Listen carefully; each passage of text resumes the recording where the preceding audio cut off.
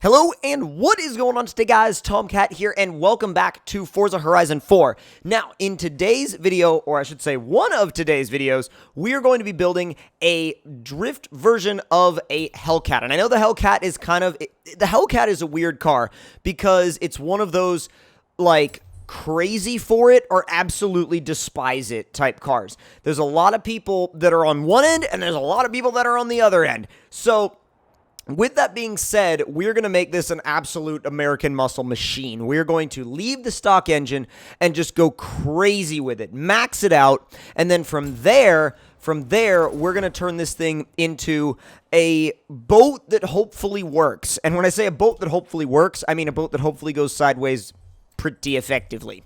And I would be extremely surprised if the drift suspension is not available. So race brakes are going to be the first thing. Drift suspension, which again, if drift suspension wasn't available for this car, I would be really, really surprised and pretty upset. So race weight reduction, which brings this like absolute barge of a thing down to 3442. Without the weight reduction, it's 4,300, almost 4,400 pounds. That's so heavy. That is mind-blowingly heavy. And I don't even comprehend I can't even comprehend the mass of a car that big. I mean, the car that I drive weighs 2,700 pounds. So thinking about a car that weighs 4,400 pounds is just ridiculous to me. I think we're going to put the Horizon race tires on this thing because we are going to be making some crazy power. 295s in the front, and you know what? We're going to square it off. 295s in the front, 295s in the rear. This is one of the few cars you can do that with. That's really cool. And then, wheels-wise, I wonder what this would look like with TE37s. I don't think I'm going to actually leave the TE37s on, but I mean, it doesn't look terrible, but it doesn't fit the character of the car, that's for sure. The TC105Ns, though, they kind of fit the character. The CR Kais, I mean, it's definitely it's a weird look for a Challenger. It just looks weird. I think it would be more suited to something like a set of ADV1s than, you know, TE37s or something. These I like, but the problem is they're on everything. You know what I mean? Like, this look is on, like, everything. But you know what? I like the deep concave look, and I'm going to stick with it, and I'm going to run it. So, aero and appearance. So, let's see. Not really feeling the splitter. We could do, oh, yes, the Liberty Walk, like little duckbill at the back. That looks really good. And then body kit-wise, we're going to go with a full Liberty Walk Widebody and make this thing freaking nuts. So, engine time. We're already starting out with 707 horsepower, and as you all know, these things are a powerhouse straight from the factory. They're a burnout machine straight from the factory. So, after cams, we're already 837 horsepower.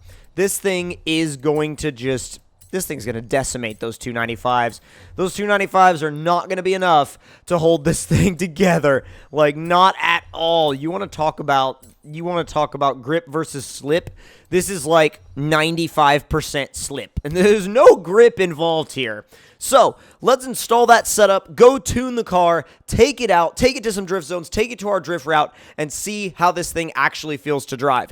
And I do have a lot of skill points right now, so I'm probably going to, throw a bunch of skill points into this car. But that's a really long ratio, so let's do a 373, which is also, like I said, that's still probably going to be silly short for this thing. All right, 373 rear end, and a little bit of toe out. And let's see, soften the front sway bar. Not a ton, though. I want to soften it a little bit, but I'm not going to soften it, all the way or anything like that. Stiffen the rear, and we'll soften the front springs just a little. Again, nothing too crazy, just a little bit. And then, let's see. Well, actually, no, you know what? We're going to bring those back up to where we were, and then we're going to stiffen the rear because I don't want to take too much out of the front, but I do want a little bit stiffer suspension in the rear. So let's see. Oh, that's because we didn't install aero. So we'll go ahead and acceleration will be up to 100 and decel will be 80%. So with all of that being said and done, it's time to see what this thing is going to do. This thing is going to be wild. I don't know if it's going to be effective, but it is going to be absolutely wild. Okay, so it grips in 6th, and then everything below 6th is just kind of... Everything below 6th is just kind of spinach. Not spinach, but spinach. Oh my god, it just lays rubber immediately. Let's go!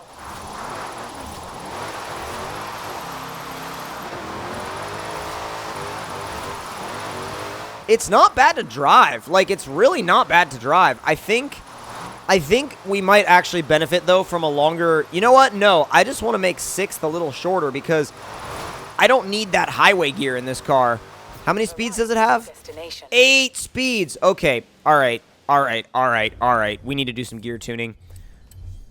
I forgot this thing had the 8 speed in it. So let's see. I didn't even look to see. All right. So 1.29 for 5th and a 1.0 for 6th. So let's make it a 1. Like a 1.18.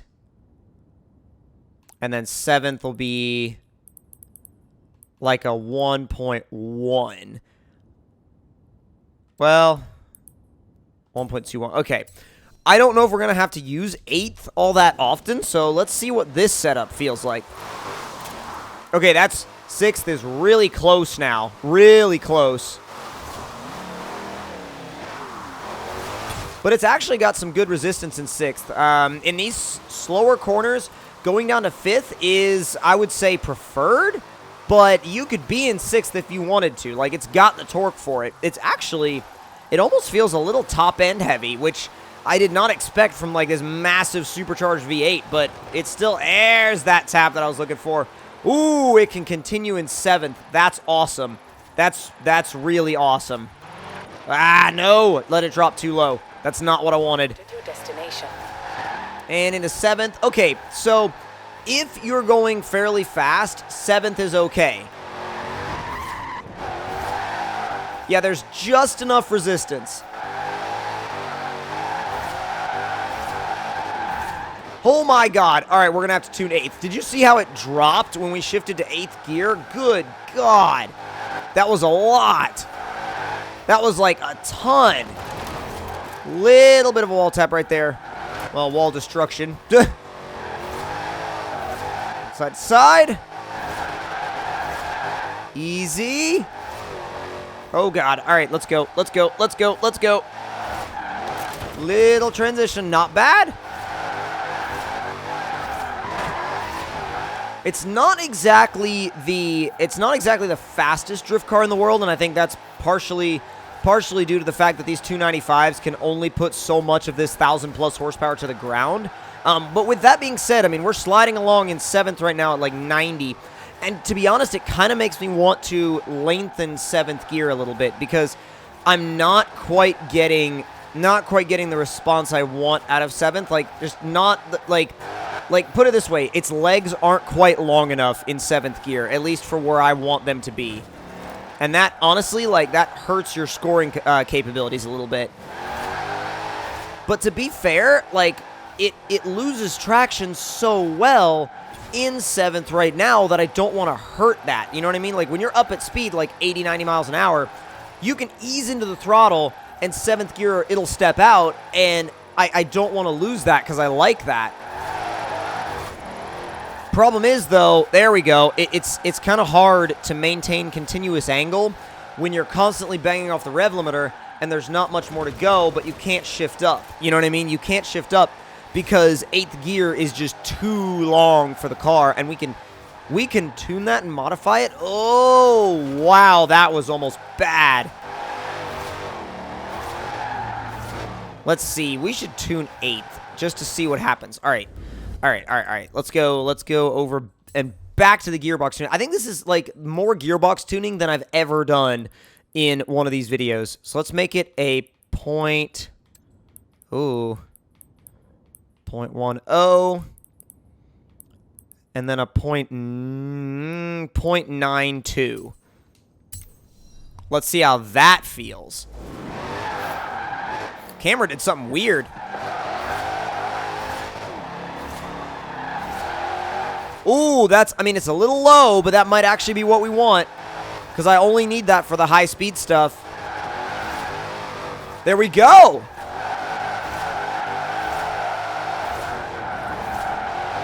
Yeah, that is what I want to be using 8th gear for. Oh, yeah, that's totally what I want to be using 8th gear for. Oh, my God. That's amazing. It's still got a little more resistance than I would like, but it's not bad. All right, we're turning around. There's your 4th gear burnout. That's crazy. Come on. All right, I was like, please restart this combo. I do not want to lose it just because. Ooh, ooh, oh, God. There we go. Once we pass like 80 miles an hour, you can shift into 8th, and you'll be good to just lay into the throttle and just stay in it. Wonder how this will do going uphill, though. It gripped back up right there, which I'm not sure how I feel about. I mean, to be fair, it is going to grip up in some situations no matter what, so you kind of have to be aware of that and be okay with it, but, oh, if you drop below 80 in 8th, you need to clutch kick it. There's, like, no question you need to clutch kick it. Like a little stab of the e-brake and a little kick of the clutch, and you'll be good. You just have to really lay into it if you're trying to keep the momentum going in 8th. And there we go. Ah. Like, see, it'll do it. I was worried about the traffic car, and then I realized it was ghosted. It'll do it. It might not be the happiest about it, but it will do it. I definitely am not 100% happy with this setup yet. I mean, I definitely need to refine, you know, the gearing, the alignment. There's little things here and there that I really think need to be addressed. But with that being said, I think that it could be a good, a really good car. It just needs some of these little issues ironed out, and that's really only something you could do over time. You know what I mean? Oh my God, I forgot to mess with the skill points. I just now remembered that. I genuinely just now remember that, like with the skill shop and stuff like that. I was gonna max out this car, but I completely forgot to do that because I was too excited to drive it. Come on. Oh boy. And sometimes you just need to straighten back out, get back up to speed, and with a car like this, that can sometimes be something you just have to do. And so that's like 120, 130 miles an hour. Pull the e-brake. See, it's really good at high speeds, like well over 100 miles an hour. This thing is awesome. Like, it's got great feel to it. It's easy to catch. It's actually really easy to catch, surprisingly easy. There it goes. That's surprisingly easy, dude. It really is. Pushes up that hill super nicely, too. Oh, move it around. There it is. I know I keep looking back and that bothers some people, but I kind of just like seeing the smoke behind the car. I don't know why. It's just a weird thing for me. But let's see. Oh, my God. I was really worried about rocks over there to the side. But yeah, when I get to this hill, I think I'm going to go ahead and let it bank the combo. Even though it might not be like super high, I'm still going to let it bank the combo because I'm happy with it. Like, and I'm happy with where this car is now. It needs, if you intend on building one of these, be prepared to mess with the gearing. But if you're willing to mess with the gearing, you can end up with a pretty legit drift car. And this is definitely, like, I could see it being a really good car, a really reliable drift car. Like, reliable not as in, like, whether or not it breaks down because this is Forza, but reliable as in easy to drive at angle and drive aggressively. So if you guys enjoyed this build, make sure you hit that like button. Tell me in the comments below what y'all thought of it. And if you're new to the channel, make sure you subscribe for more. I'll see y'all next time. Talk to you guys later.